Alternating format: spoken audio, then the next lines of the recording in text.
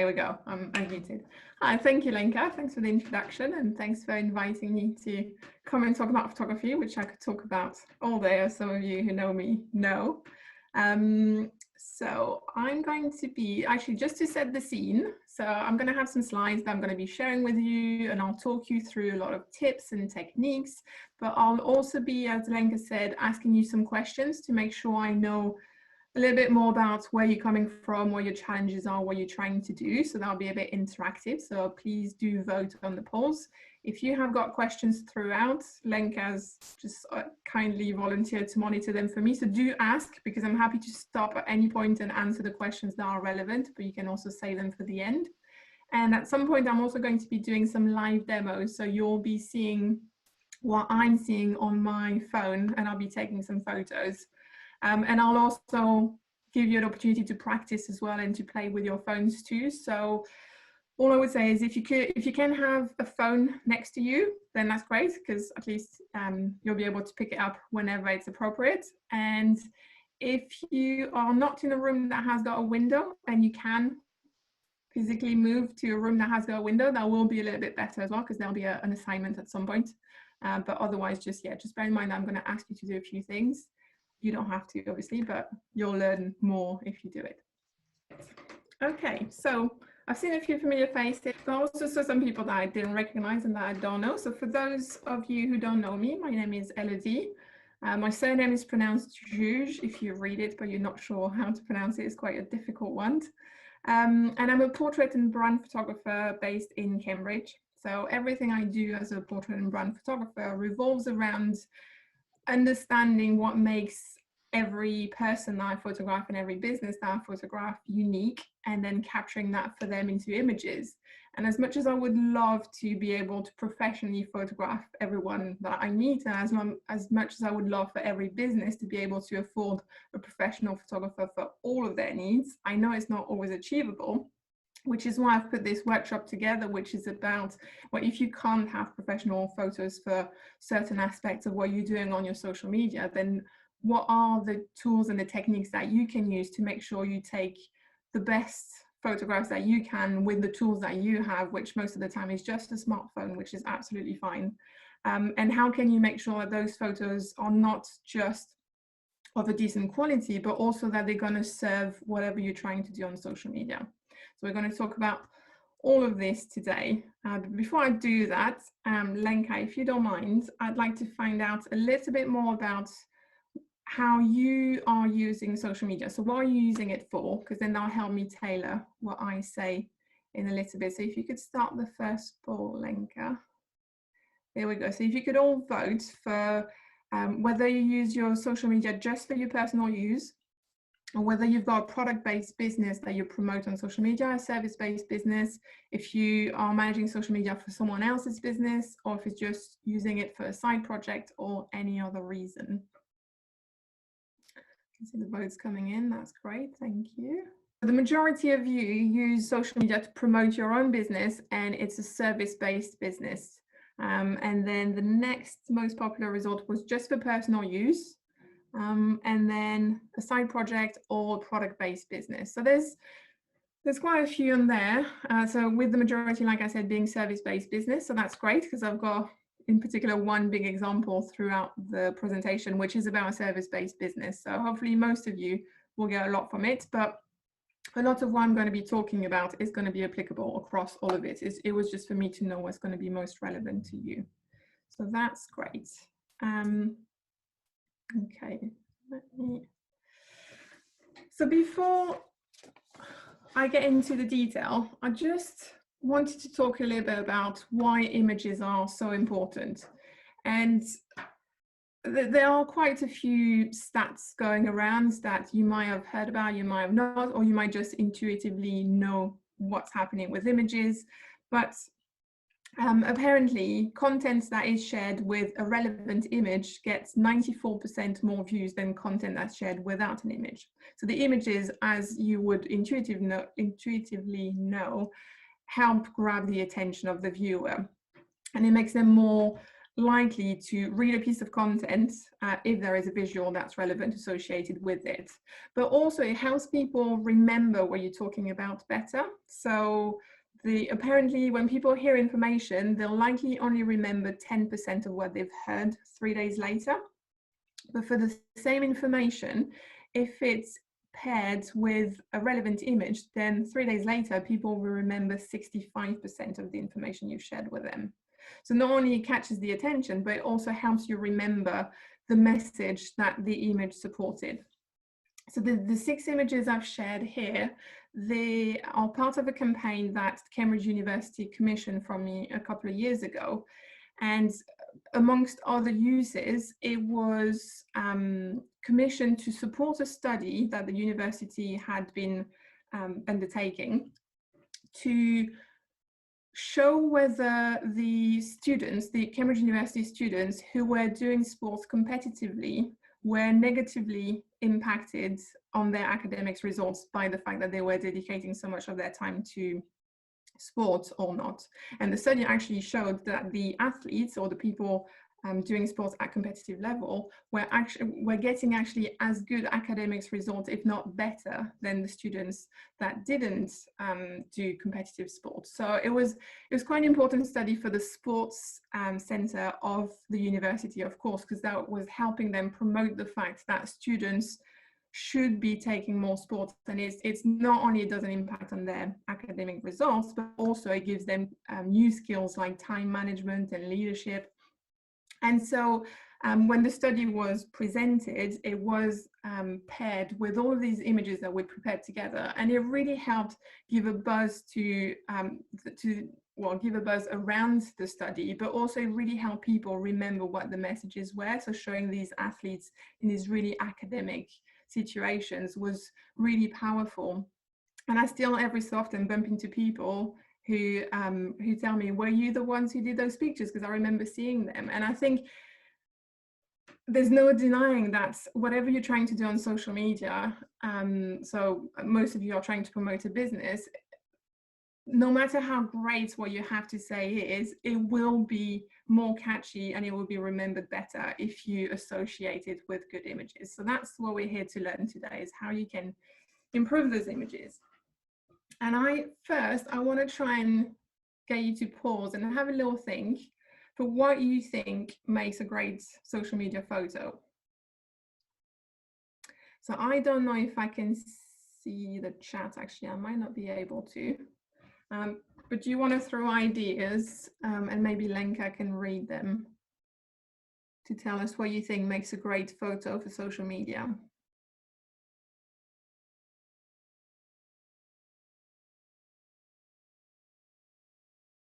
Do we have any answers? Yeah, we're getting faces, people, dogs, personal photos, the ones we don't like doing. Absolutely there with you, Claire, on this one.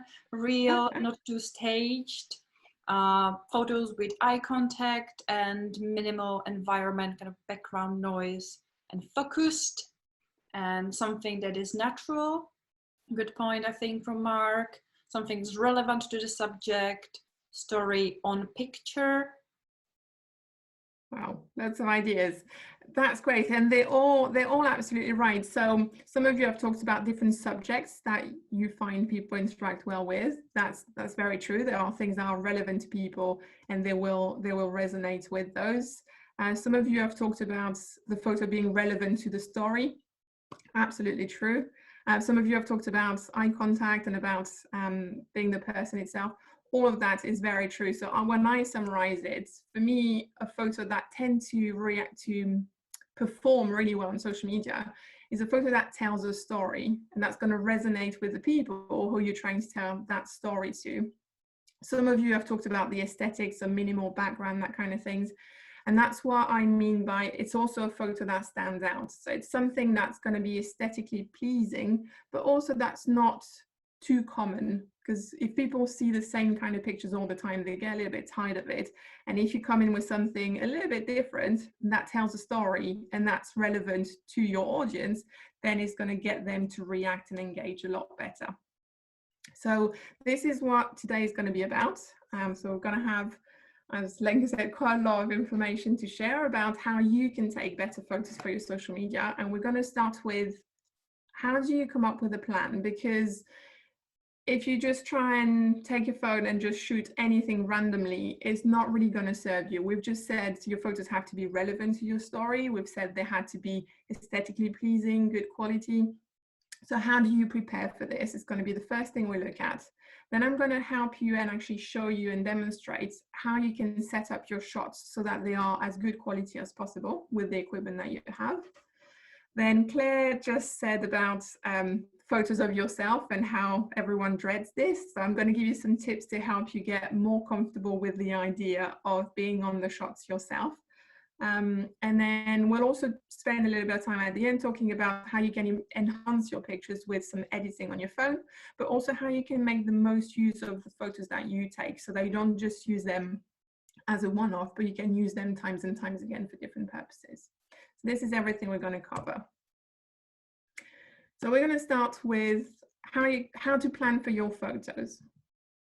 And what I find, a lot of people get stuck because they feel that they've got a blank page in front of them and they just haven't got a clue what they should take photos of to share on their social media. And the reason why this can be overwhelming is because that shouldn't be the starting point. Really, the starting point should be to think about, so your pictures are going to help you illustrate your business, your brand, your project, whatever you're trying to promote. So first you need to be clear on what you want your photos to say about your brand. Then you're going to have to think about what are the stories and the messages that you're trying to share and to talk about. And only then, once you've defined this, you can start thinking about what photos will help you illustrate those stories in an aesthetics that says what you want your brand to say about you. So I'm going to show you I'm going to show you one particular example here just to show you how we're going to break it down. And you'll have a framework here that you can use that is going to be really, really helpful for you to break it down and really plan what photos you can take that are going to be relevant. So I always start, so when I work with clients, I go in a lot more depth about the brand of that particular client, but here you can start pretty simple and ask yourself what your brand personality is. So if you were to describe your brand, your business as a person, what traits would you be talking about? Are you friendly? Are you serious? Are you artistic? So just have a think about this. Then have a think about what your brand values are. So what are the things that you stand up for? What are the things that determine how you make decisions in your business and what's important, what you prioritize? Because being clear on this will help you accessorize your shots and will help you give the right look and feel to your images. Same with your brand aesthetics. So do you have a logo? Do you have a website that has been designed with specific colors for a reason, with specific fonts? Do you tend to look as a brand, as a business, do you tend to look colorful, or do you tend to look organic or modern, minimalist? I don't know, what's the look that you're trying to go for, because you'll want your pictures to be in line with those aesthetics that you've already determined for your brand. And the fourth really important part of this first step is to think about who is your audience, because you might be taking some great photos, but if they don't resonate with your audience, they're not really going to help your business or your project or whatever you're trying to do on social media. So if I use the example, let's say I'm a personal trainer. And my brand personality is I'm quite energetic and cheerful. I like to support people and cheer them on. And I'm also quite motivated and determined. But there's loads of different types of personal trainers. What makes me different as a personal trainer? Let's say that it's not necessarily that I believe in strength and power and development. I'm not that kind of personal trainer. I'm more of a holistic kind of trainer. I want my clients to find some balance in life. I want them to grow, but not just grow their body and their strength, but also the sort of balance between mind and body. So let's say these are the things that drive how I run my business as a personal trainer. And you'll understand why that's important to define. And let's say that my aesthetics are quite bohemian, and I like earthy tones, and I like everything that's organic and natural. So we'll see how we incorporate that into the pictures.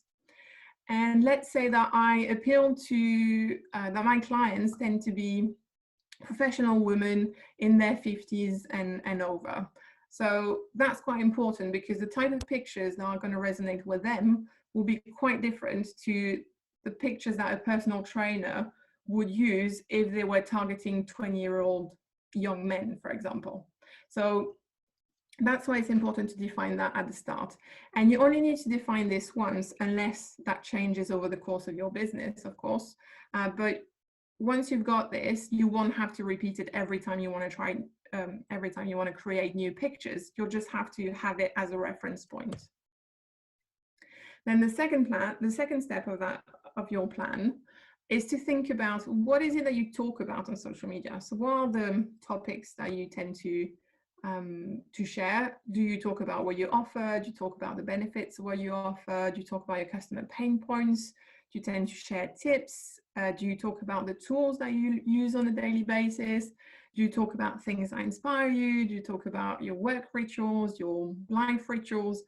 Whatever that is, start with this. So start listing all of those topics that you know you're going to talk about in the next few weeks. So if we go back to our example, again, I'm going to pretend I'm a personal trainer again. And let's say I'm going to promote some training plans that I'm going to be offering to my clients. Let's say I also like to talk about healthy food and how people can incorporate more healthy food in their diet. Let's say I talk about self-care a lot, and let's say that I like to address some of my customer pain points. And in particular, next week, let's say, I want to talk about what people can do when they lack motivation. So that gives you now a framework for, if this is what you're going to talk about, you can start thinking about what pictures will help you talk about these topics. And we're going to break that down. We're going to think about what photos you can take, but we'll also start planning those pictures. So where should you take them? How can you accessorize them? What are you going to need to create those photos? So if we go back to our example, to promote the training plans that I'm going to launch in a couple of weeks' time, I could just take pictures of myself working out, or I could take pictures of a client working out. Let's say I've decided it will be me working out and trying to inspire other people to work out. So I could start thinking that, you know, I might want them in with wearing different outfits or doing different exercises, and I might use my home gym if I had one, or I might do it in the garden, or so I can start defining what the pictures are going to look like at this stage and what I'm going to need, so what outfits and what weights, or you see where I'm going. So then, you know, thinking about the other examples, same sort of scenario. So now that I know I'm going to be talking about healthy food, well, a picture I could be taking could be a flat lay, so a picture taken from above with the snacks that I recommend to my clients, for example. So I could have a lot of different healthy snacks arranged in a nice way in my kitchen, and then that will allow me to talk about what people can do when they've got some cravings and what they can replace them with, for example. When I'm going to talk about self-care, some ideas that I've got for photos, it could be myself walking in the forest because that's how I recharge, or it could be myself journaling and encouraging people to do the same. It could be about meditating. So again, so now that I've got ideas, I can start thinking about where I could do it, and I could start thinking about what accessories I could bring into those pictures. And then the last idea there, if I'm going to be talking about lack of motivation, well, I've got a dog. And let's say that I know a lot of my clients have got dogs too, and that's something they're going to resonate with, then maybe to talk about motivation, I could take a picture of my dog sleeping on the sofa, for example. And then I might, you know, someone actually earlier said that dog pictures tend to work over on social media. Well, there we go. So that's something I could be using for my business in this case.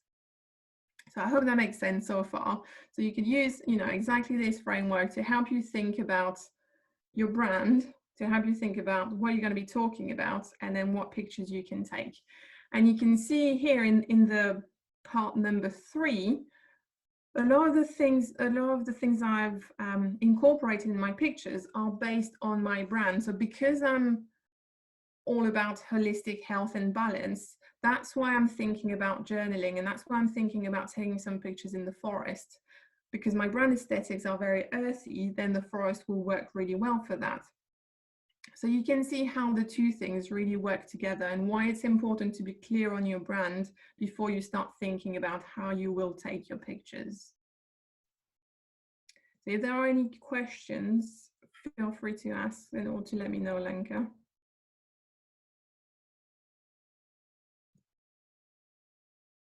No, I'll take that as a no.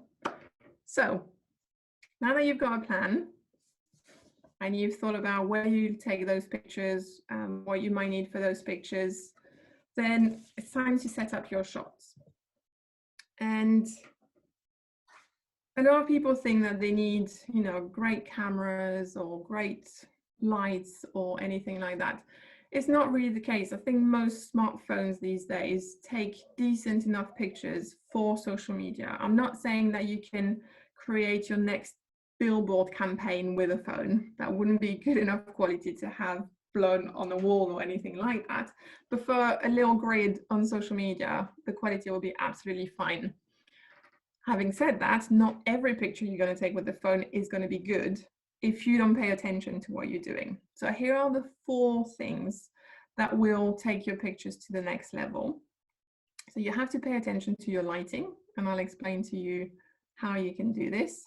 You have to pay attention to your background, to how you're composing and styling your pictures so that it can be engaging and it will catch people's attention. And there are a few settings on your phone that can help you also make sure your pictures are of better quality. So I'm going to talk about all of these things.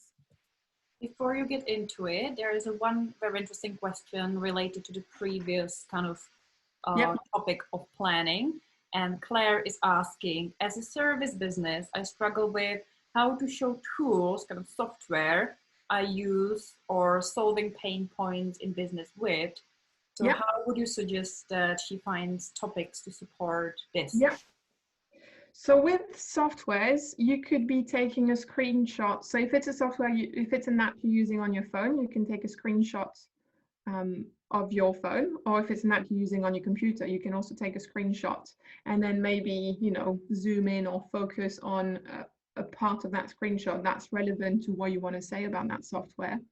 Or sometimes you just have to be a little bit less literal. If you don't want to talk about a particular software, but you want to talk about organization, then maybe you can have a notepad where you're drawing a plan or anything that can illustrate the benefits of that software for you or for your clients, for example. And with pain points, so in the service-based example that we just looked at, I said one of my customer pain points could be lack of motivation. So I was trying to think a little bit outside the box. Maybe I can show my sleepy dog, for example, to talk about this. Let's say your client's pain points could be confusion. So they might find something really difficult and you make it easy for them, for example. So you could show someone or yourself just, you know, like with your head like this and, you know, just showing yourself being confused, for example. So you can just have a think. If you don't have any ideas, just go on Pinterest, for example, and type confused, and then look at the pictures that come up, or you know, type your pain points even on Google Images and see the type of images that people have come up with that talk about these topics. And they might be very cliche, and you might think, no, I don't want to do this, or they might give you some ideas. So that's how. Those are things you can do. Okay, so I'm going to give you a little assignment to talk about lighting. So we've said lighting is one of the 4 things you need to be careful about if you want to get a good picture. So I hope you've got a phone next to you and a window next to you. I'll give you a couple of minutes and I'll ask you to take 3 pictures. So they're going to be selfies. I'm not going to ask you to share them, so don't worry, you can delete them straight after. But I just want you to take your phone, put your camera on selfie mode, and then take 3 pictures. So 1 So imagine there's a window here. You're going to take a selfie with the window behind you. Okay, that's number one. Number two, you're just going to turn around. You'll have the window next to you on the side, and you'll take another selfie. And then you're going to turn around one more time, face the window, and you're going to take another selfie. Okay, so window in your back, window on your side, window in front of you. So take those three pictures and compare them. So flick through them and tell me what difference you notice. Dana is asking, what was the second one? Could you repeat? So in your back, number one, on your side, number two, in front of you, number three. And I can see the comments, they keep rolling in. Pip says the side and front images are much brighter and clearer. Claire says light behind is very dark, beside and straight on are brighter. So it seems kind of repeating the same lesson. Front one is more natural, says Sophie. Yeah.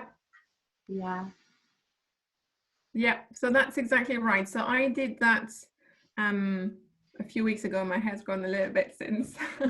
Definitely needed a haircut. But you can see, so if you haven't been able to do it, you can see what it looks like for me. So the picture that says backlight, you can see the window behind me. Because the light is coming from the window, then the window is a lot lighter than my face, which means that it's not really obvious what's going on with this picture. Is it supposed to be a picture of me because I'm the darkest thing on the picture? So that's not on the phone. I mean, with a really good camera, you can pull this off, but with the phone, you can't pull off a light coming from behind you. So even though it's exactly the same window, I then turned the one that says side light.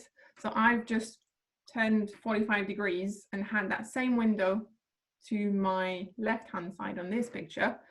And here you can say, so everyone else was saying it's brighter, which is true. So my face is lit up because now the light is coming onto my face rather than just being on my back.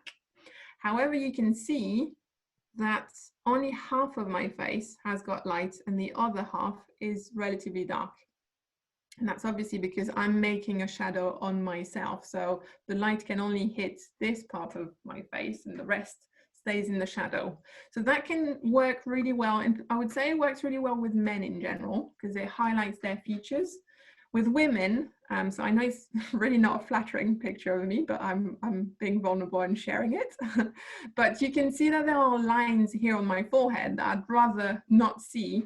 Because the light is not even, it actually highlights these lines. So if it's something you'd rather not show, then the side light is not particularly flattering. Then I've turned towards that same window, and on that day, on that window, the light was really harsh. So the light was hitting the window directly. It was a sunny day, and the light was coming onto the window. I didn't have any curtains, nothing. And because it was so harsh, well, A, I couldn't really open my eyes properly, so that's not a great look. And B, it still casted some really strong shadows on my face. So that wasn't ideal. Then all I did here is I moved across my house to the other side. And obviously if the sun is hitting one side of the house directly, then it won't be hitting the other side of the house. So that means the light on this side was a lot softer. And now I'm facing this window and you can see the light on my face is brighter than the light behind me, which is good. That's what you want with a portrait.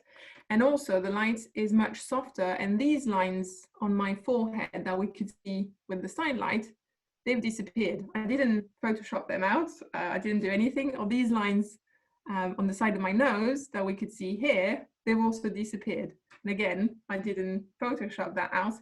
It's literally that when you have got a big window in front of you with soft light, it just gives a much more flattering, even lighting on your face, which is what the go-to setup that I would recommend when you're taking pictures of yourself or of someone. So just make sure the subject is facing a window. And that's also a good tip for video calls. So this is exactly what I'm doing right now. I've got a big window in front of me, and that's why you can see my face being brighter than what's behind me. So that, I hope that makes sense for everyone. If you've done it yourself, then hopefully you've seen that how you position yourself relatively to a window, sorry, you can see how much it changes the picture. So that's why it's so important to pay attention to where your light is coming from. And you don't have to remember the theory. You know, next time you try, you might be confused. Is it better if it's on the side, if it's in front? You might be taking an object rather than a person. And actually maybe the side light is going to be better for that particular subject. It doesn't matter if you don't remember what you're supposed to do, just try. So just remember to turn your angles so that you can see from which side the light is going to work better for what you're trying to photograph.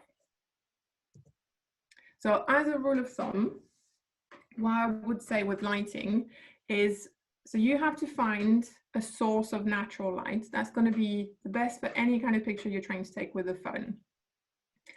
But as I've shown you on the pictures before, there's harsh light and there's soft light, and they give you very different results. So a tip that I've got is, if you look on the shadows on your floor, if it's harsh light, which you don't want, then you'll see very defined shadows. Oops, sorry. So here you can see every part of the window being reflected in the shadows. And that's really not ideal. So if this is all you have, then I suggest you put a piece of white fabric, so a bed sheet or a shower curtain, anything that can help soften that light. But if you can, like I did earlier, just move to the other side of wherever you are, your house, your office, anywhere you are, because if the light was this harsh on this side, then it will be soft on the other side of the house. So this is exactly what you can see on this picture. Here you can't see all the detail of the window anymore because the light is so soft that it just looks like one big pot of light. And that's much better for any kind of picture that you want to take. So that's how you find your light. And then you have to decide where to position yourself or your subject next to the light, in relation to the light rather. And like I said, just play around, just, you know, try the front, try on the side, try on the other side, try at an angle, and then see what works best. So that was our first element, that was lighting. Once you found your light, so let's say I want to take a picture of myself, so I'm going to be facing the window because that's what's most flattering. Then if I'm going to be here, what's behind me? And is this going to serve me for the picture that I'm trying to, for the message that I'm trying to share, or for the story that I'm trying to tell? So there's a few different things to pay attention to with the background. There's the colors. So all of the colors of what's behind me are going to work with my brand aesthetics that we talked about earlier, which is why it's important to have defined this in the first place. So if the colors are not going to be compatible, let's say I've got a very pastel-like brand, but behind me I've got a very bright yellow wall, for example, then I'm going to have to find somewhere else because it's just not going to be consistent with everything else that I'm presenting on my social media. So that's the first thing, the colors. The second thing is everything on your background serving the story that you're trying to tell?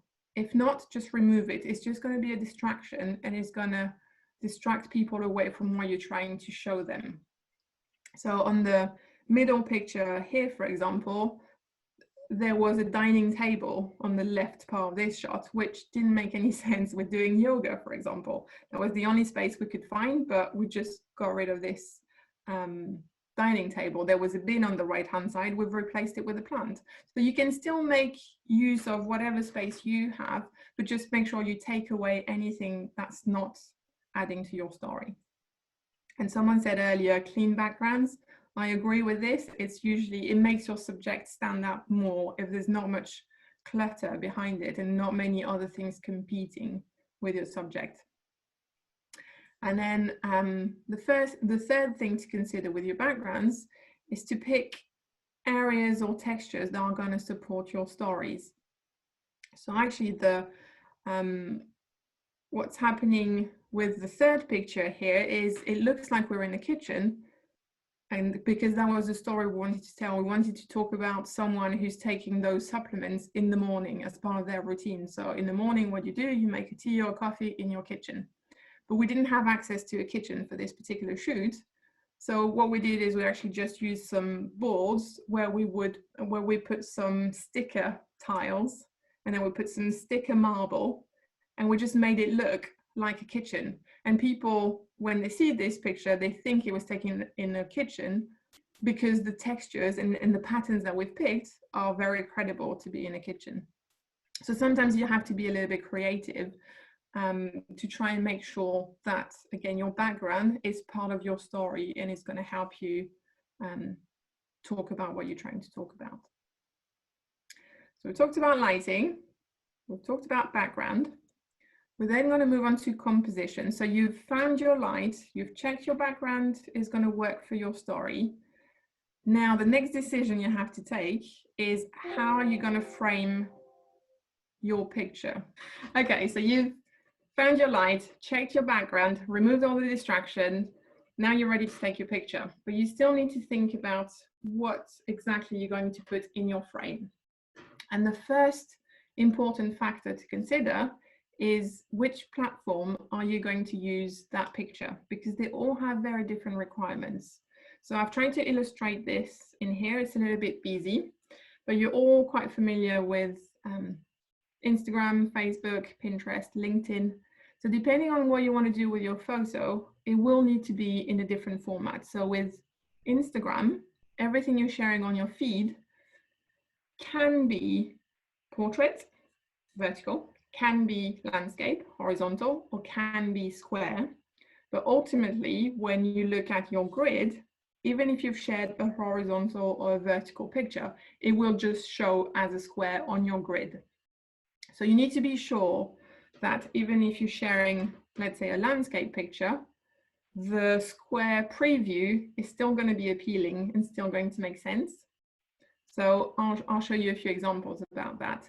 If you're going to be posting for a Facebook banner, for example, or for a Facebook group cover, then as you can see here, you'll need to make sure that your photo is quite long and thin. So that's going to change how you frame it. If you want to take a picture for a Pinterest pin, then it will have to be vertical. And so again, that changes how you frame your picture. So you get the idea. If you don't know in advance what you're going to be using the image for, then you might frame it the wrong way and then it might not be usable. So just make sure you know exactly what you're shooting for in the first place. So let's look at some examples here. 4 pictures that on their own, composition wise, they make sense, but depending on how I want to use them, they're not all going to be usable.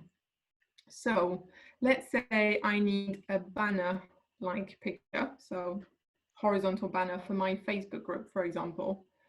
Then this one will work because I've got nice space and I can even add some text over here.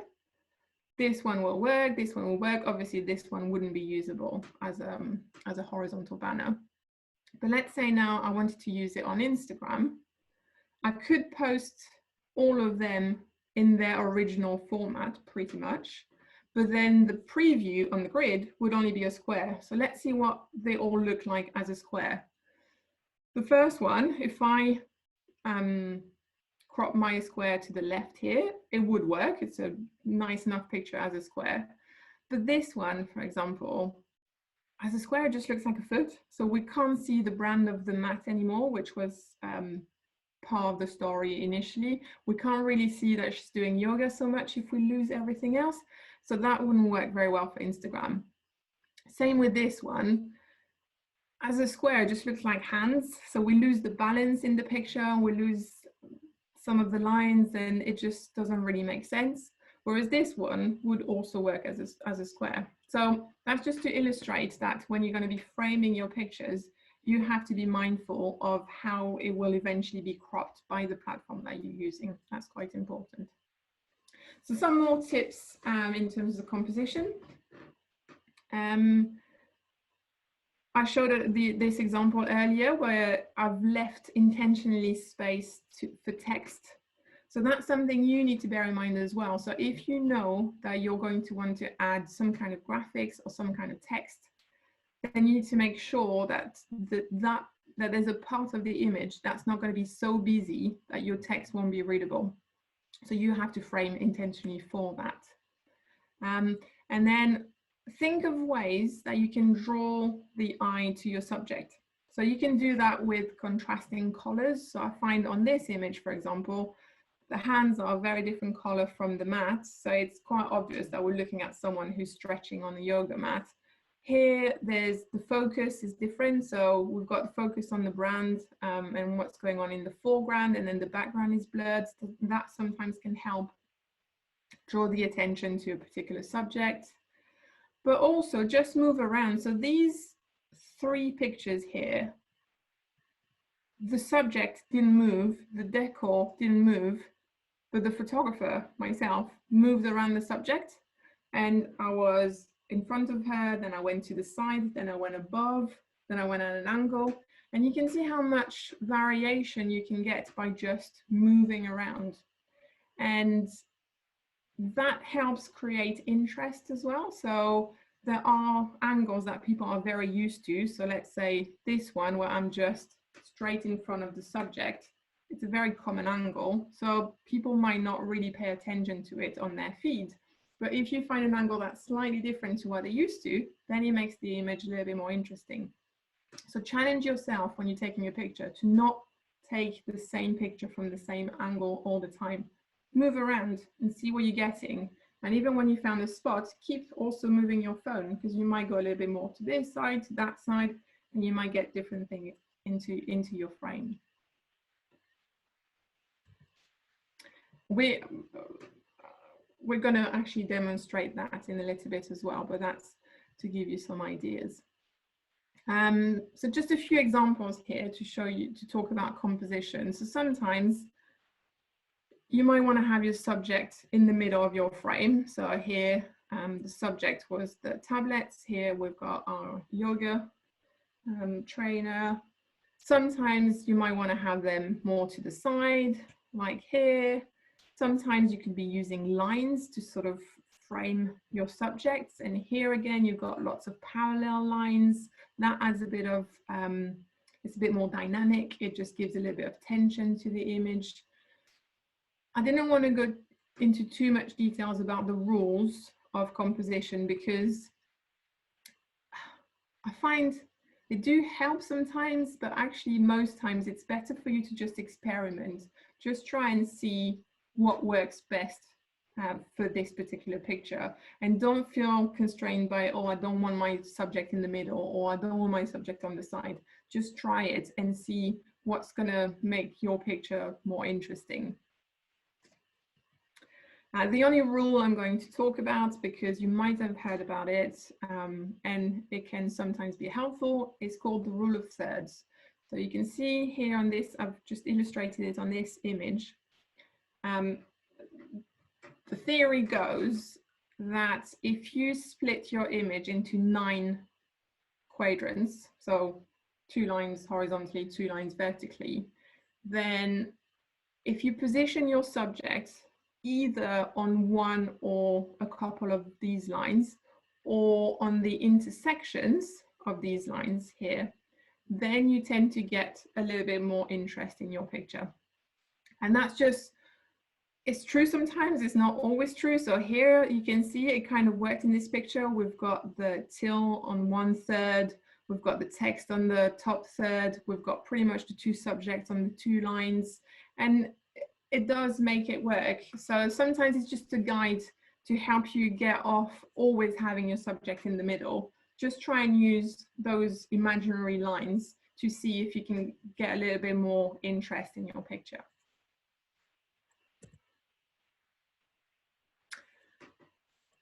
Another thing that's really helpful when it comes to how you are composing your pictures is to add some props and to add some elements that will tell a bit more of a story and that will give your photos a bit more personality. If I go back actually to one of the examples here. So here we were trying to take, some of you have said at the start in the poll that you have got a product-based business. So here we were trying to promote this product, which is a bottle of supplements for pets. Now, if you just try and take a picture of this box of supplements on its own, it's going to be a relatively boring picture. It's okay if you're just trying to sell it on Amazon, you just need it on a white background, it's fine. But if you're trying to use it on social media to get some engagement, you're going to have to be a little bit more creative. So think about what's the story again. So this is about pets being healthy. So, you know, what's related to pets that we can bring into the picture? Well, let's, you know, we can have some pets food or treats. We can have a bowl. We can have a lead, because if the pets are healthy, then they will go out and have a lot of energy and so on. And then you just bring that into your frame and you try and move them around and you try and see what creates a nice interest in the picture. And again, we've thought about the colors here with in line with the brand and with the idea of energy and so on. So that's how you can add a little bit more life to your shots. Things about the props that are related to your story, or sometimes think about props that are related to your core values that we talked about earlier. And that all helps with the aesthetics of your photos. So we have one question related to the slide, just to clarify. So Tana is asking, is the goal to have the subject in the middle square? Could you just clarify what is the goal, if there is a goal?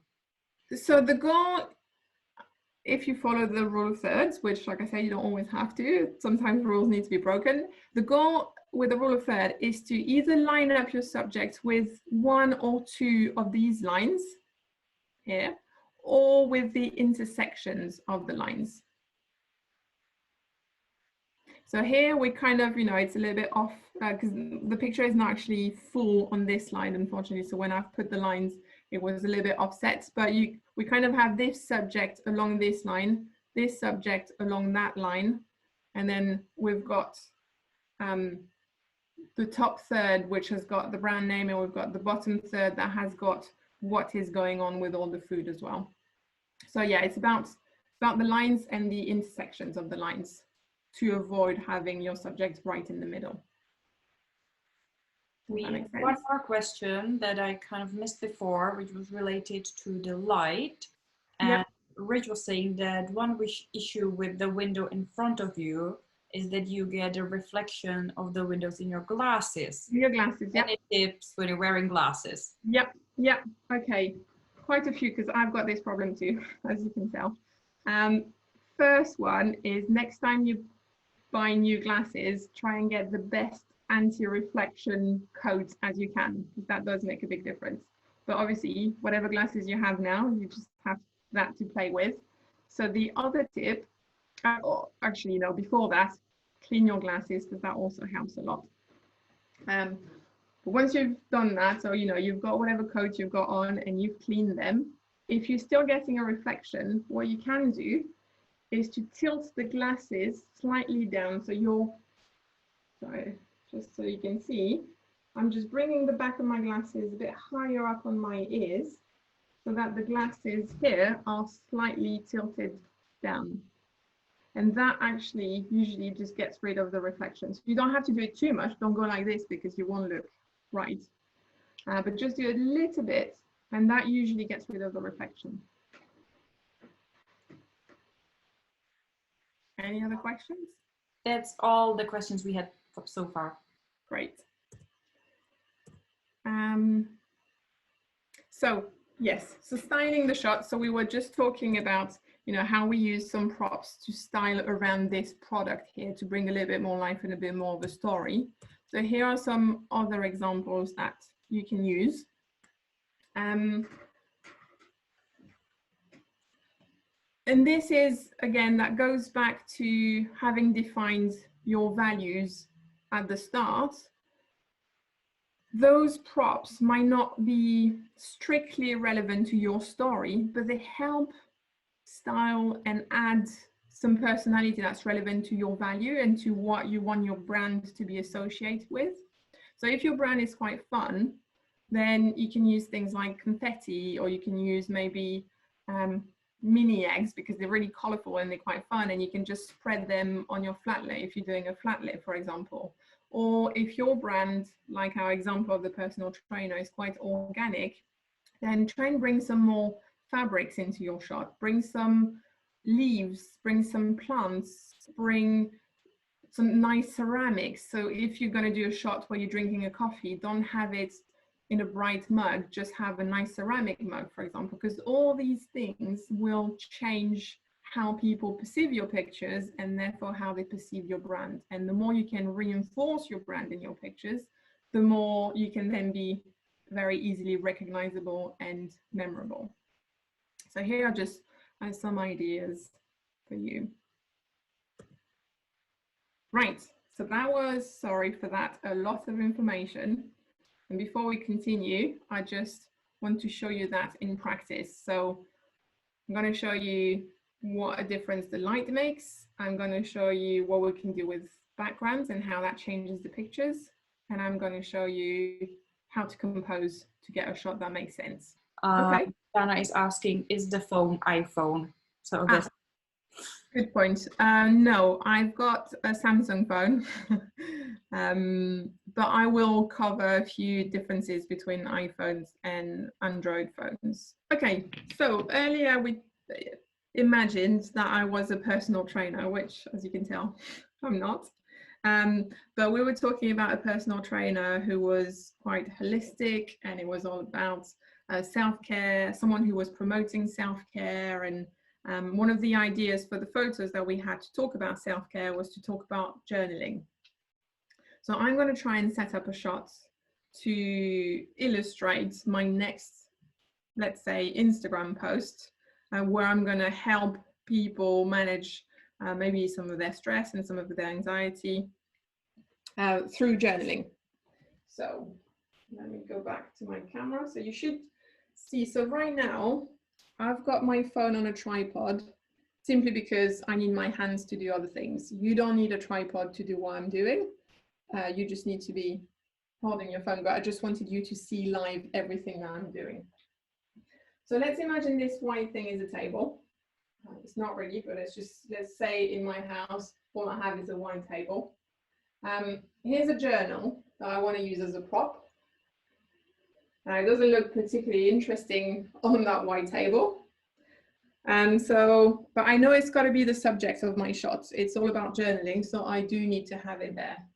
So what else can I associate with journaling and self-care, calmness? Maybe a candle. So let's try and bring a candle in the shot. And also maybe some essential oils. So I'll bring them in the shot. And you can see what's on my screen. And it's going to be quite tough for me to make an interesting picture out of this.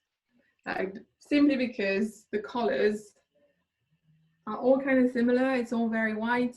And then there's not really a story. My background, what is it telling us? It's just telling us it's a table. Not particularly helpful. So if I think about journaling, when do I do it? Some people do it in the evening. Let's say I do it in the morning. So what do I associate with the morning?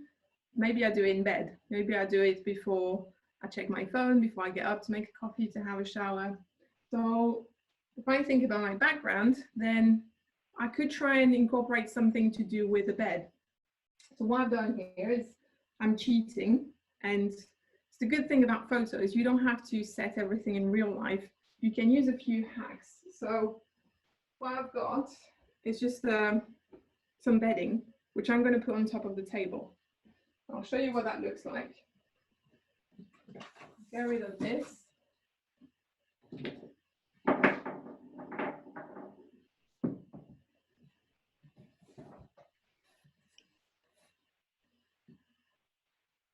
And now it looks a little bit more like a bed, right? So let's say I'm still going to use the same props. Okay, let me see what I'm doing. So here's my journal. It wouldn't make sense to have a candle in the bed like this, would it? So I'm not going to do that. But if I still want to bring the candle as a sign of calmness, and if I'm now making my scene more about breakfast, then one thing I could do is I could also use a tray which would make a little bit more sense to have in a bed. Okay, so now I've got different colors. I've got some lines from the tray. That adds a bit of interest to my composition and it makes a bit more sense. I've got a cup of coffee, again, to reiterate that it's a morning scene from my journal. Now I can have, if I want, still a candle here. If I want to keep it, maybe I won't. I could still have my essential oils here, for example. Pen, because I'm writing, oops, sorry. Okay. And I said I was going to use this photo for Instagram. So I'll need to make sure that the photo works well as a square. So what I can do on my phone here, if you look at the top, you can see the fourth icon from the left says 3:4. That's the ratio of my picture. If I change this to 1:1, which is a square, I can now see what the picture would look like as a square. I'm not going to take the picture like this, and I'll explain why in a minute, but it helps me frame it in a way that will work as a square. So I might just move this a bit more here. Actually, I might think of that. I might change this here. And then we said earlier, my brand is quite organic, so it's nice to bring in some fabrics and some linens, and that would make sense with my morning scene. So I'm just gonna add, oops, actually, I could do that.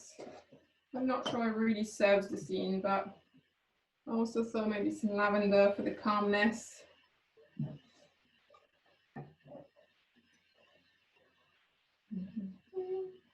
So you can just play around and see what works. So I don't actually like this as much, so I'll just go back to this and this.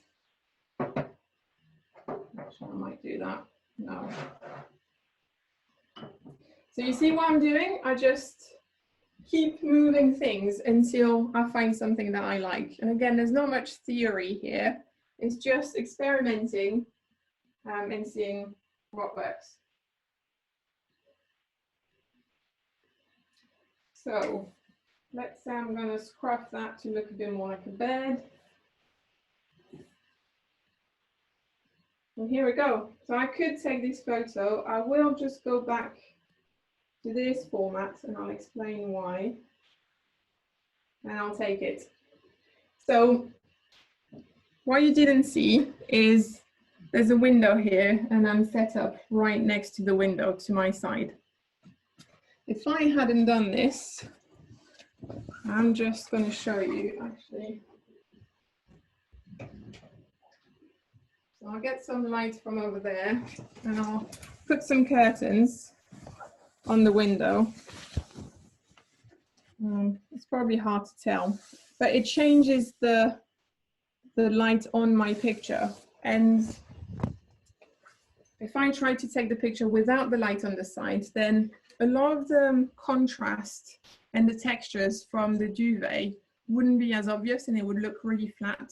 So having this window, as I've explained earlier, soft light from a window to the side of my flat lay really helps add this depth here. So you've seen how we've positioned ourselves next to the window. We've changed our background so they could tell a bit more of a story. And then we've used props that resonated with our brand values, with what our customers would also resonate with. And we've just moved things around until we had a composition that we liked. It's relatively simple when you think about it, but it just takes a little bit of practice and a little bit of experimentation. Right. There are also a few tricks and things you can change on your phone when you take a picture that can make a difference to your picture. If you've done the three things we just talked about, the light, the background, the composition, you're 95% of the way there. You won't have to do much more to your picture. It will be quite hard to get wrong, but there are still a few things. So I'm going to show you. I want to go back to my phone. Before you get really into this topic, there was one question in relation to kind of the items, and Claire is asking, would you recommend using personal items for images, such as magazines, chocolates, that show that, for example, she eats organic or reads positive news? So yes, only if they make sense to your brand and they make sense to your audience. So if they support what you're trying to say, if they resonate with your audience, if they share the same values as your brand values, absolutely, because they're available to you. You've got them already in your house, so that's perfect. You don't always have to go and buy things. Just go back to your plan, go back to your first step of the plan where you've defined your brand personality, your brand values, your brand aesthetics, and your audience, and think about what aligns, what do you have available around you that aligns with all of these things. And if you don't have anything available, then yes, do go and buy other things if you need to. But most of the time you should be able to find, especially if you run your own business and it's a one-man band, your brand personality tends to be very similar to your own personality. So you more likely not already have a props that can work for your brand. Cool. We have one more question. I'm not 100% sure I understand it. Maybe it will make more sense to you. It's from Ansel, who's asking for advice on using motifs and how to add some humor to his visuals. So do you mean adding graphics to a picture? So adding that in post, in when you edit your pictures, like adding drawings and things like that? We'll probably pick up on this question later on. I just want to put it out there. If we can get, please drop us a comment with a little bit more specifics for this. So Elodie has a better idea of what is it that you're asking for, what you're trying to achieve, and we'll get back to the question later on. Yeah, perfect. We'll do that.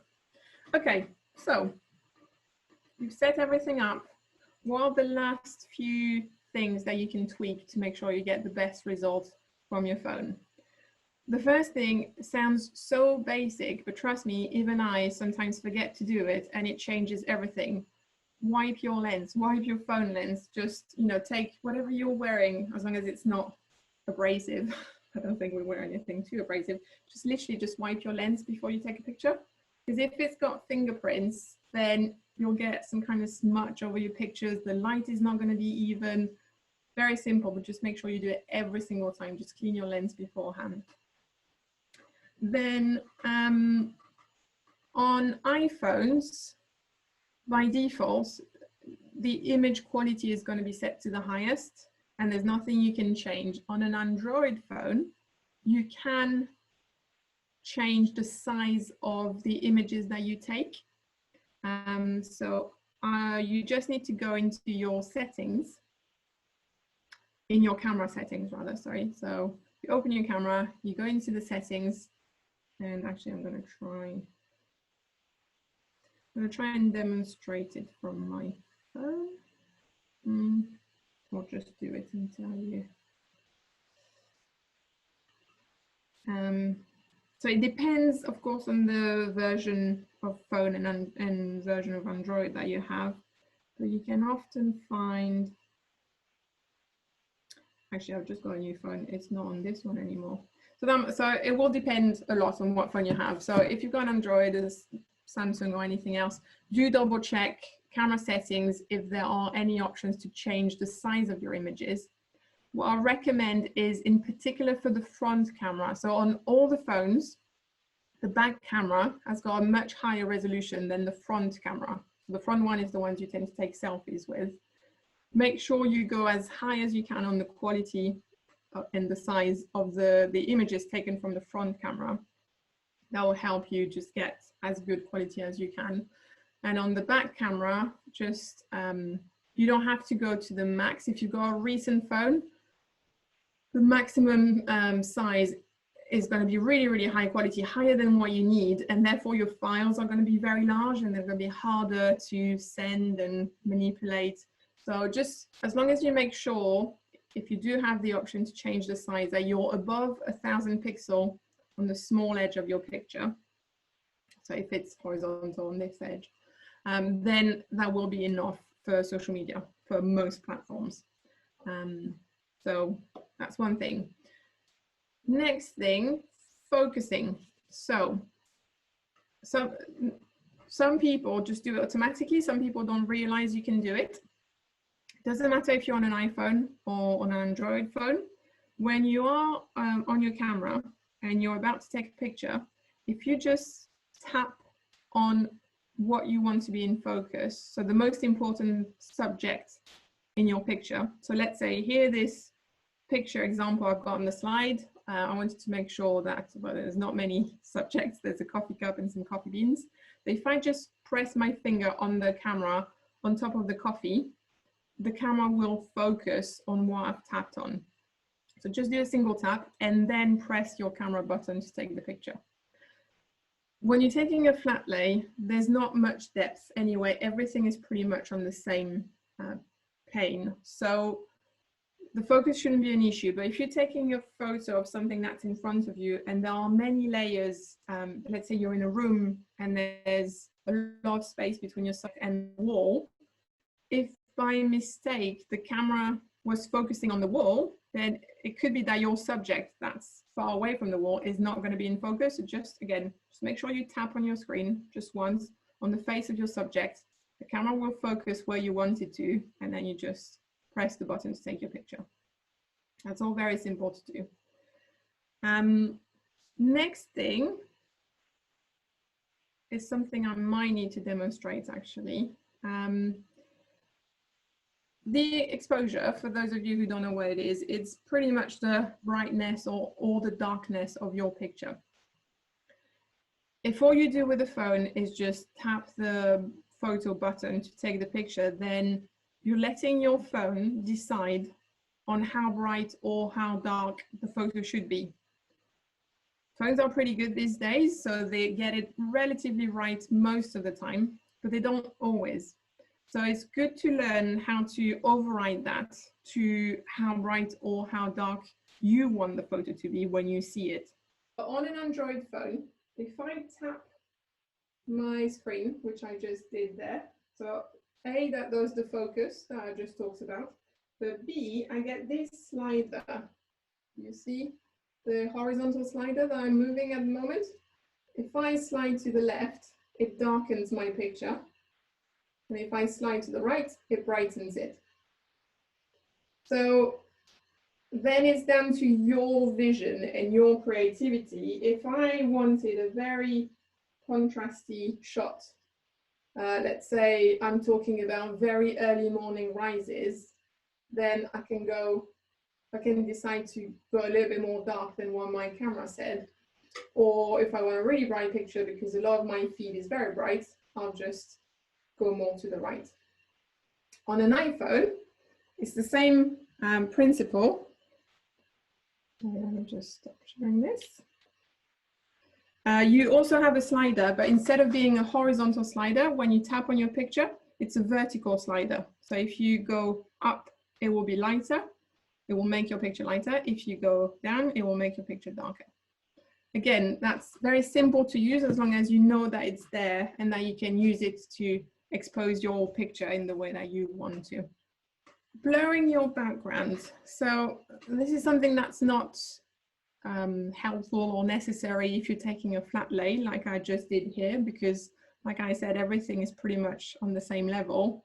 So you don't really, there's no interest in trying to blur anything. But if you're taking a portrait of someone in a room and you don't want the whole room to be in focus, you just want your subject to stand out a little bit more, then you can blur your background. Now with a professional camera, you do that by changing your aperture, and there's loads of more technical things that you need to do. On a phone, you don't have necessarily the ability to change all of your camera settings, but the smartphones, the relatively recent ones, have created an artificial way to blur the background.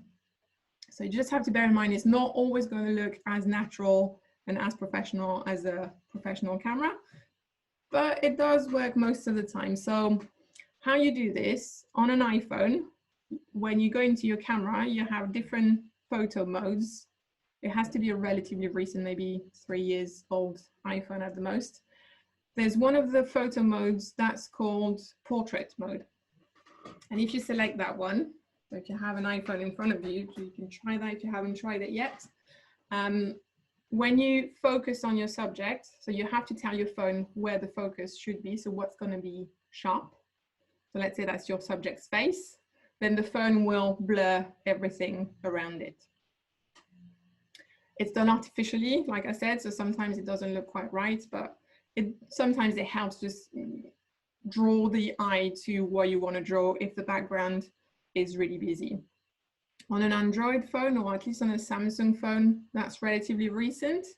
It's also a photo mode, but it's not called portrait, it's called live focus. So you just go into your camera, look at the different photo modes, find live focus, and then it works the same. You press on what you want to be in focus, what you want to look sharp, and then the phone blurs everything around it.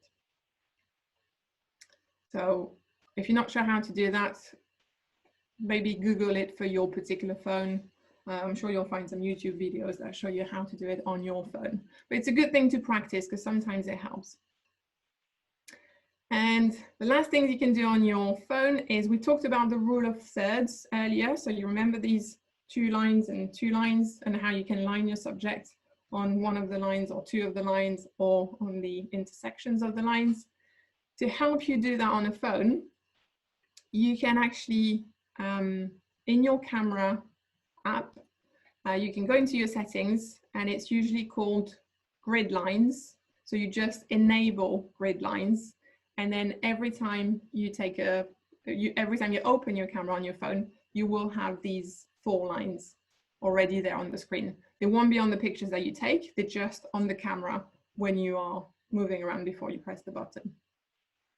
So that can help you. Any questions about the phone settings? We had a question from Dana asking what is Pro in Android and how to use it. So I guess there is a specific setting. Yeah, it's meant to be somewhere between just letting your phone decide everything about the picture it's taking and giving you some kind of manual controls, but you still can't control as much as you would on a DSLR camera. So you have to know about shutter speed and aperture if you want to start using the Pro mode. But even then, I find the smartphones these days can make really good decisions themselves. So I don't think you get that much benefit in trying to go into the Pro mode, unless you're trying to do something very specific and you know what you're doing. But if you do, then you probably have a professional camera, in which case you'll get a better result from your professional camera. So I personally never use the Pro mode on my, I've tried and I got frustrated and I stopped using it. Cool. We have a question from Hazel asking, what's the best way to take photos of small wildlife, squirrels, birds? I can never get zoomed in enough. Yes, that's a good question. This is where your phone is going to have limitations that you can't do very much about. So the more recent your phone is, the more abilities you would have to zoom in.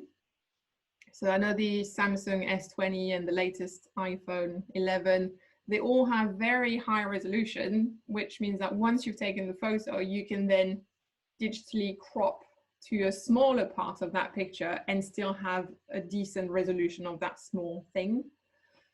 but you do need the latest of the latest phones to do that. Otherwise, it's just going to look very grainy, very sharp when you try and zoom in. It's just, at the end of the day, still, unfortunately, just a phone. And if you look at wildlife photographers, the lenses that they have, they weigh tons. They are massive. The glass that you need in order to zoom in this much is something that's very bulky, and therefore it's really hard to get that on the phone. I think it's then about thinking, how can you take photos, different type of photos of wildlife to illustrate what you're trying to say with, you know, thinking of still or more still elements of wildlife, if there are any. Yeah, tricky one. I don't know, actually. You could, I mean, it could be about the nature. It could be more about the scene. But then if you really want to focus on wildlife, then I don't know, try and think of animals that let you come close to them, maybe, so that you've got a bit more chance. Animals now are quite slow. But other than that, I can't really give you much advice, I'm afraid. I don't know. One more question. Sangeeta is asking, what settings should your mattering mode be on? On your phone? I'm guessing on your phone. Good question. I don't really think I ever changed mine. So the metering mode, just to explain to everyone else, is a parameter that you can change, and that changes how your phone makes the decision how much light to let in across your whole picture. So when I told you earlier, if you don't change your exposure manually with the slider, then you're letting your phone decide how bright or how dark your image should be. And the phone can decide on that based on different things. It can decide on the overall picture. It can decide on a particular point in the picture. And that's, if you change your metering mode, you change how the phone makes this decision. If I even knew how to change on my phone, because I don't, I would put it on average. So I would let the phone meter for the overall picture, because that's going to work in probably 80% of the shots that you want to take. The only times it won't work very well, and you should override it manually with the slider that I talked about, is if you have a very white background, because your phone's going to try and make it look gray. Or if you have a very dark room, a very dark background, then your phone is going to try and brighten it to gray as well. So if you're trying to do something very bright, or in a very bright environment, or in a very dark environment, you'll have to do it manually. But for everything else, if you set it to average metering, then your phone should take a decent picture. For most people who didn't ask the question, don't even worry about this. It's not essential. And one more quite specific question. What does the HDR setting do on Android phone? Yeah, so I recommend turning that off personally. What it does is, so in any scene, you've got some really dark elements, well, you've got some dark elements, you've got some light elements, and you've got some elements in between, in the gray zone. What HDR does is it tries, it's all digital, it's all done digitally, so it's not based on your lens or anything, is it tries to make sure the darks are not too dark, the brights are not too bright, and everything is kind of in the middle. So the only reason why you would want to use that, actually, I can't even think of a reason. What it looks like as a result is just it artificially changes the contrast of your pictures and brightens up some parts, and that also makes the colors look a bit more saturated as a result. To me, I think it looks quite fake. So I prefer to turn it off and then change my exposure manually, so that, you know, my darks are not too darks and my whites are whites, and that's it. Yeah, we're good with questions. Thank you. Good. Okay, so moving on. Right, get yourself in the shot. So that's our third part out of 4. So I think I might scan through this a tiny bit quicker.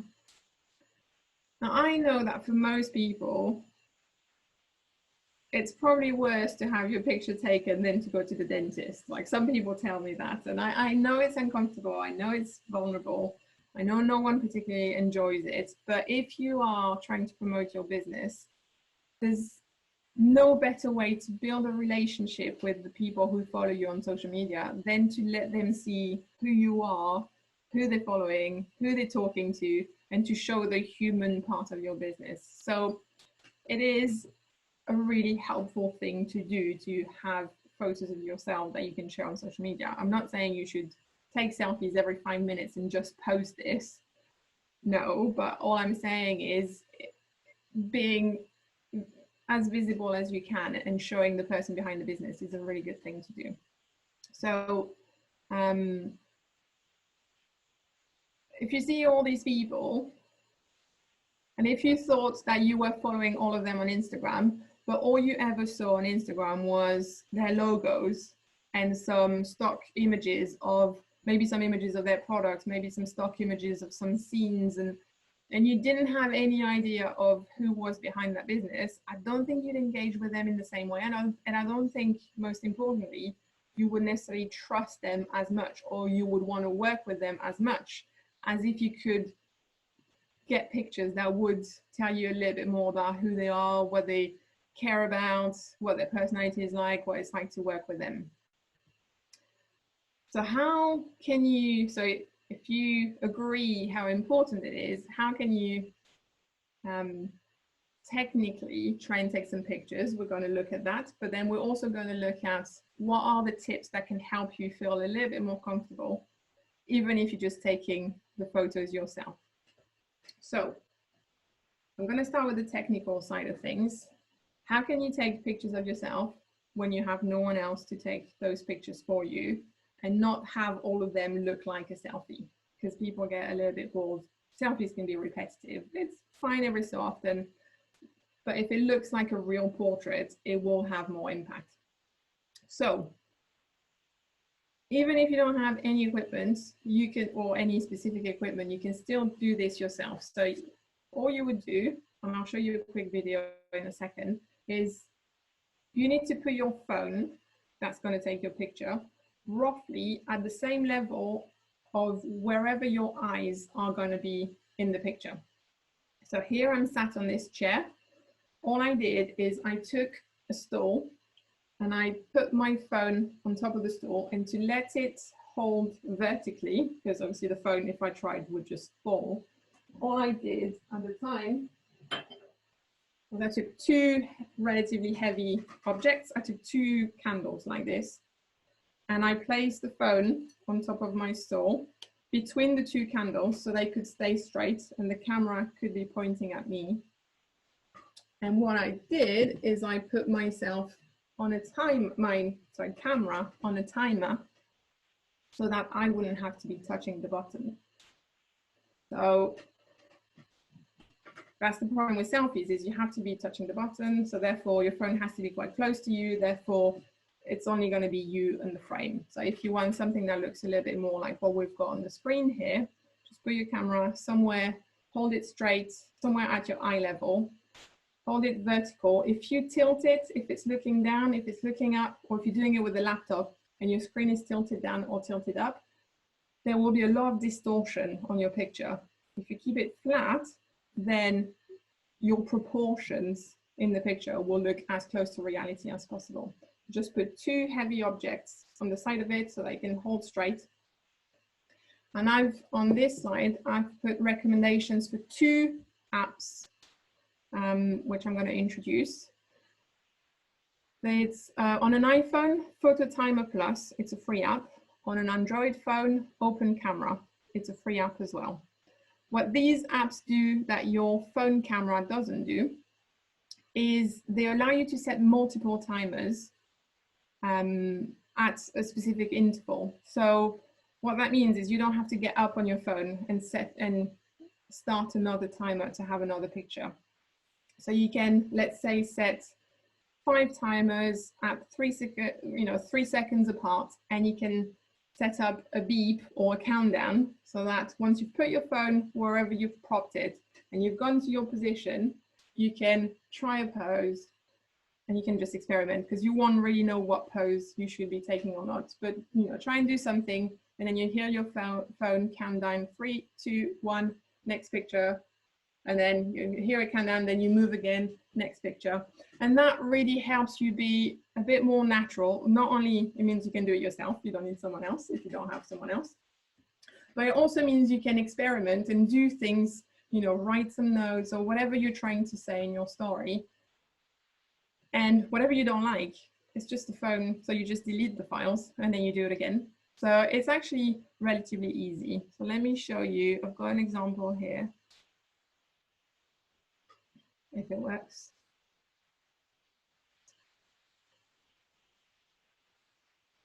It might not. I was going to show you how I took the picture that you just saw, but it's not going to work. So it's okay. I've already explained it. So look at one of these two apps, depending on what phone you've got, and just set how many timers you want, what time apart, and make sure you enable the countdowns just so that you can hear when your phone is going to take a picture. Dana is asking, what is the distance between you and the phone approximately? Right. So on this particular shot, it was probably about 4 meters, but there's no hard rule about what it should be. What matters is, what do you want in your frame? So what do you want as your backdrop? How much of it do you want? How much space do you want around yourself? So basically, just what I did is I knew where the chair was that I was going to sit on, and I was just initially standing with my phone, and I walked until what I could see in my camera was what I wanted to see when I was on the picture. And then that was whatever distance that was. I then put a chair, put my phone between the candles, set the timer, and then I didn't have to do anything else. So just imagine the picture you want first. With your phone, just walk to that place that gives you what you want, and then leave your phone there. I've somewhere seen someone recommending to use the front-facing camera to kind of place it so you can see yourself in the video, in the picture. Yeah. And obviously, then you can position yourself while you're just recording a video or something, just seeing yourself, and then you roughly know where the phone is, but also you can play around with the postures and stuff. Yeah. So like I said earlier, your front camera is going to give you lower quality pictures than your back camera. So if you want to see what picture you're taking, if you want to see yourself, then yes, do it with the front camera, because at least you can see yourself, but be mindful that your pictures are not going to be as good quality as if you use the back camera. So if you don't mind about seeing what pictures you're taking and you're just happy to see them at the end and then do it again, then turn your phone the other way around so that the back of the phone is facing you. You can't see the screen, but at least you're getting better quality pictures. So it's a compromise, and you just have to pick. I think their advice was to use the front camera to just see yourself and test it, and just figure out your positioning and figure out your background and everything and the framing. And then, yes, set it up and actually take the final pictures from the back camera. From the back, yeah, you can do that too, exactly, yeah. Cool. Okay, so talked about how you set your phone. What people often tell me is, I just don't know how to pose. I don't know what to do. So, and I always look terrible in pictures. So just a few tips, which I'm going to demonstrate here. I'm going to stay very basic because I could talk about this all day, but a few principles to understand about what cameras do that can sometimes be really unflattering. The first thing to understand is everything that's closer to the camera is going to look bigger. So if I put my hand here, you see the size of my hand compared to the size of my face. In reality, my hand is smaller than my face, but on this picture, my hand is bigger, right? So that applies to everything in your body. So if you, actually, you might not see me unless I go a bit further. if you're like this and you put your one side of your body and you put your weight on that side of your body that's closer to the camera, then this on your picture is going to look bigger than in reality. And most women don't particularly want this to look bigger. So all you do is you move your weight to the side of your body that's further away from the camera, and that changes your shape on the picture completely. Equally, if you are facing the camera, flat to the camera, you look at your width and you just do like this, you can see on the picture or on the camera where you see, look at how wide this is. And then if I just turn one part of my body further away from the camera, if you look at my width now, it's less than when I do this. So let's say you've just worked out and you really want to show like the big shoulders that you've been working on, do face the camera straight. Let's say you don't want to look bigger than you are in reality and you want to help yourself with a slightly more flattering angle, then turn at 45 degrees to the camera and you won't look as big. So there's just a few things that can help not get distortion from the camera, because it can be very cruel otherwise. Double chin, something again, just because of how we hold the cameras, that happens a lot and that's not particularly nice. So what can you do to avoid this? You're just going to push your chin to the camera. So let's say this is my normal position and you can see my chin. I'm going to push my chin forward to the camera, and often that's going to make my chin look quite high. So all I do is then bring it down. Look at the difference between if I'm here or if I'm here. So that helps draw your jawline, that helps elongate your neck. It just, again, is just to get you a little bit more comfortable and to avoid the big pitfalls of being on camera. So those are just a few easy things. The other thing that people often say is, well, okay, so, you know, I'm in a slightly more flattering position, or at least I don't get all this distortion, but what do I do? And what do I do with my hands in particular? So, you know, they always look robotic or not natural. Use some props, because that gives you something to do. So you can see on the pictures here, you could be typing on a laptop, typing on a phone, holding something, touching your hair, holding your face, just give your hands something to do, and then you'll feel a lot less conscious and your picture will look natural because you're actually doing something. And also, when you look at the camera, often you just freeze and you don't really know how to do it and it just looks tense, but you don't always have to look at the camera. You could just be, you know, holding something, looking over there, or thinking about something, looking to the side, looking down, looking up. So when you set your timer on multiple timer, just use that as an opportunity to just change what you're doing and then see what you like. And more often than not, the results look a lot more natural when you do that. Give it a try and then tell me if that's helped. Any questions about posing or taking your own pictures before I move on to the last bit? Can't see any questions just yet. Okay, so I'm going to flip back to my phone. Now we're going to talk about editing. So if you've done all of the things we've talked about, you've been careful about your light, you've made sure it's soft, you make sure you're near a window, you've made sure your background makes sense, and you make sure you've composed your shot quite well, then there's not a lot that you need to do with editing. And I personally don't recommend using filters, whether they're on Instagram or an editing software or presets. I just find they can look tacky quite quickly. So often people use them to correct things that they didn't really know how to do. But if you use the right light and the right setting and you've changed your exposure, very often you don't need to do much more to it. So there's still a use for editing apps. And I'll show you what in particular they are helpful for. Okay, so I'm gonna go. So there are quite a few different editing apps that you can use. The one I recommend, just because I find it easy to use, is called Snapseed. So you can see on my screen there, bottom right-ish. So this is it. So when you open it, it just prompts you to open a photo that you want to edit. So I'm gonna take the photo we just created earlier.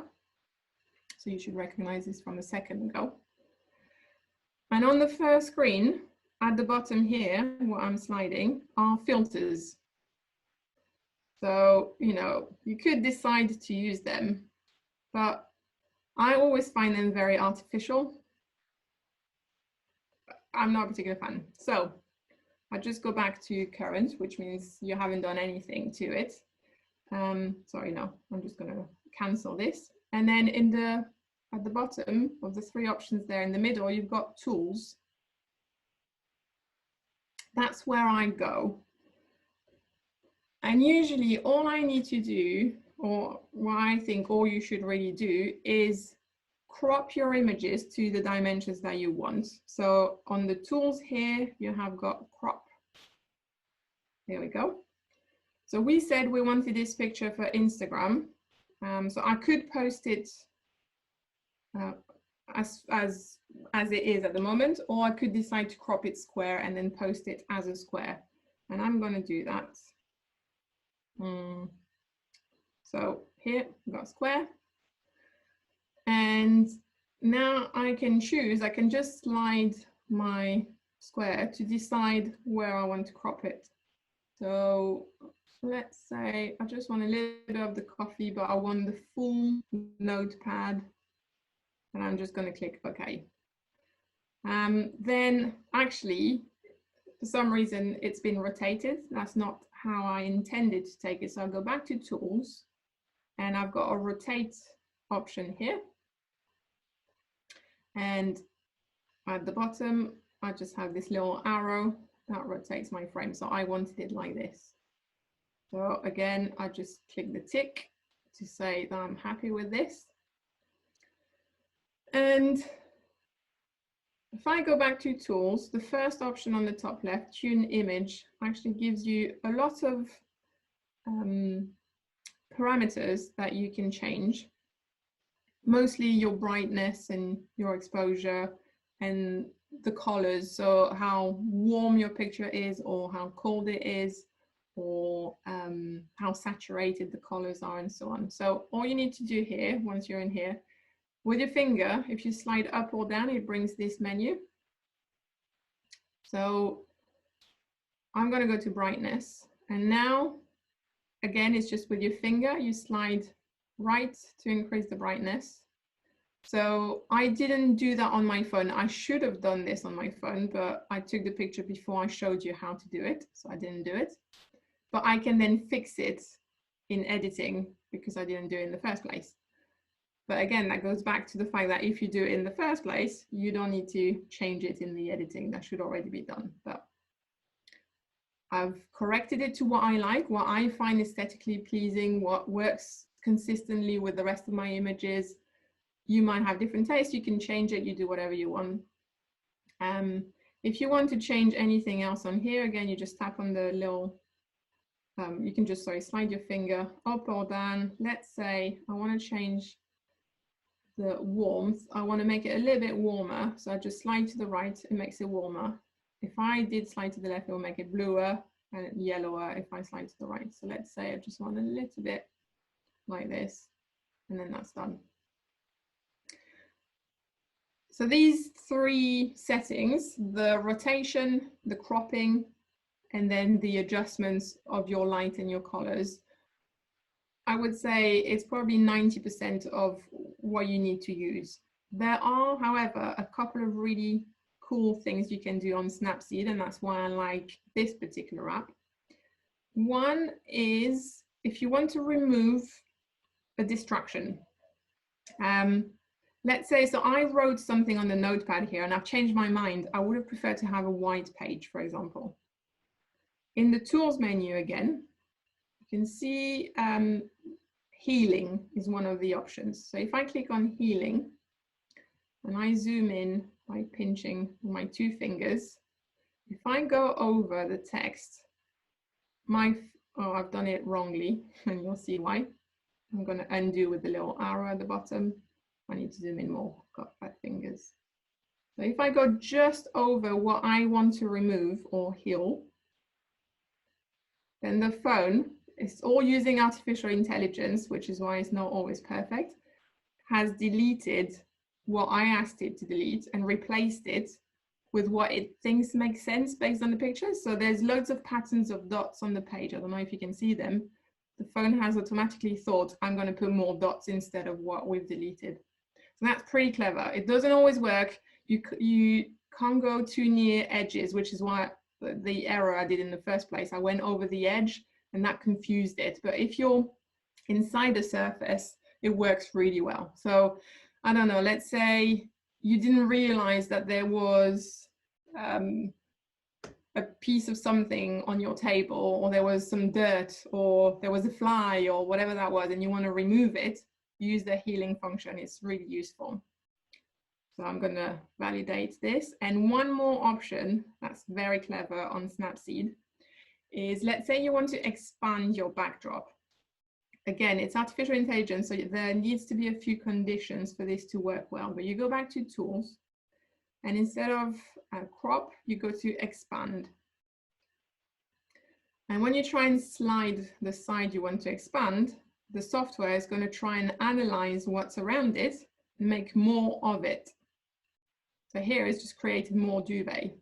It's not perfect. You can see on the bottom left, actually it didn't do a very good job, but that's because it's a complex background that I've got here. If you've just got a wall or a table, it will do a very good job at extending it where you want. I might try here a little bit. It doesn't look too bad, but like I said, it's a slightly too complex background for it here. But that can help. Sometimes you've taken your photo too close and actually you need it a little bit more. If it's a simple backdrop, just extend it in your editing and your phone does that for you, which is pretty smart. Okay, so we've talked about the editing. That's the app that I was talking about, Snapseed, and this is what we've just done. One more thing is, once you've taken your photos, I'm guessing in the first place you just wanted to share them on your feed, which, you know, there was a story behind it, a message you wanted to talk about, great. But it doesn't have to stop there. You can then reuse these images that you've worked hard to create for other purposes. So I've just shown a few examples here. You know, I could have posted this as a single picture on my Facebook feed, for example, but then I've just created a collage that I can use with my logo as a Facebook banner, for example. Or I can use this picture that I took as a cover for, or maybe this one, as a cover for my blog. I just added a little bit of graphic here, a little bit of text, and now I can reuse this picture to promote a blog that I'm doing. This one, same thing, is to promote a blog post, but it's in the format of a Pinterest pin. So all I've done is I already had my picture, I just added some text, added my logo, done. So that's a second use for my image. Here, that's a flat lay, which I've used as a story background on Instagram. And again, I've added text to my picture, changed the transparency so that it's not, so that it looks a little bit lighter, and just added text to it. So there's loads of things that you can do to make the most use that you can from the pictures you've taken for your social media. And that's it. That's a bit of a summary. So make sure that you start with a plan for your photos. Don't just try and figure out what photos you should take. Go back to what's the message you're trying to talk about, what are your brand aesthetics and values that your photos need to fit with, and then what's the ideas that you have for your photos. Be methodical about finding the right light, checking your background, and composing your picture as much as you can, or as often as you can. Try and get in the shots as well and share those pictures because people react really well to them. And then try and do all these things right so that you can keep your editing minimal, and then remember that you can reuse those pictures quite a few times before people even realize that they've seen them before. And that's it. A few details here if you want to get more tips on my Instagram or find out more about working with me on my website, and I'm happy to take any questions. Awesome. Thank you so much. It was brilliant. We have a couple of questions. Dana has asked, how much time should we set for a day to take photos? I guess, is there an advice how much time it could take? Once you get into the rhythm, so once you've gone over the fact that you've got to set up your shots and find the right place and everything, you might as well take as many as you can. So I would say, I mean, try and plan your content and try and plan the pictures that you can for quite a few weeks, and then allocate maybe 2-3 hours to just, you know, restyle, reset, do a few more. Um, it doesn't really matter, or it just depends on what works for you, or you can just take them spontaneously when you get a chance. There's no reason, as long as you've got natural light, so don't do it for longer than the sun is out, because otherwise you're going to start using artificial light and that's not going to look the same. But it's up to you, really. Yeah. Another question is, if you have an older phone that kind of struggles with having too many apps on it, is there an app that would work on a Mac or PC that you would recommend for using editing photos that's not full on Photoshop? Right. Yes, there are. Now, so there are softwares that you need to pay for, like Photoshop or Lightroom, but you probably don't want to do that if you're not going to use them that often. There's a free web version of Photoshop that you can just use on any browser on a computer. So that's probably what I would recommend, but that's because I've never looked for anything else. There might be others. I can look for it and let you know. I'll check who asked the question. Claire asked a question. Okay, yeah. So Claire, I can definitely get back to you on that. Another question is from Mark, asking, what tools do you use to add text? Yes, good point. I personally like to use Canva. So all the blog posts and the Pinterest pin that you've seen on there, I've designed these in Canva. So you can use the free version of Canva, and you can use pre-made templates if you want, so that you've already got the right dimensions for what you want to use them for. There's already different fonts and everything that's been done for you, and then you can just change the text. Or you can just add, you know, create your own dimensions, put your own pictures, and add your own text. So I like Canva for that. And you can, to certain limits, use Canva on your phone. Yeah. But obviously it's much more comfortable to use it on a desktop. I do. It's easy on a desktop. When I really quickly need to add something on my phone, I use Spark Post, which is an Adobe app, which is free to use, and it's quite good for adding text and stuff like that. True. So yeah, Spark Post is very good. It's because it's Adobe app, it has a decent abilities, but it has a free version. Yeah. Pip is asking, how do you do the transparency so the image is faded in the background, please? Yeah, so I did that on Canva as well, just because that's what I was using on that particular day. There might be other places to do it. So on Canva, once you've got your design that you're working on and you add your picture to it, then there's a little icon on the top right that when you click on it, it gives you a slider for transparency. So you just slide left, and the more left you go, the more transparent your image becomes, and the more muted it becomes, and then you can add your text onto it quite easily. Great. Well, I'm glad you found it helpful. If you want to ask me anything else, just you can contact me on Instagram, or let me know. And then if you try, and if you want to get some feedback on what you've created and you want some more advice, let me know as well. I'll be always happy to answer and to help. Yeah, absolutely. Get sharing, tag Elodie or tag us at Camp social media. We would love to see, you know, your improvements. We would love to see your photos, and obviously we would love to help you spread the word about your business. So make sure to find us and find Elodie and tag us. I've seen a comment a while ago from Dana who said that she tried to edit a photo and she absolutely loved how it looks right now. So, you know, taking action in the moment is what we thank you so much for joining us. We are pretty much on time. I'm very happy about it. And thank you so for spending the evening with us. And yeah, if you have any questions, get in touch. Other than that, have a lovely rest of the evening and see you soon.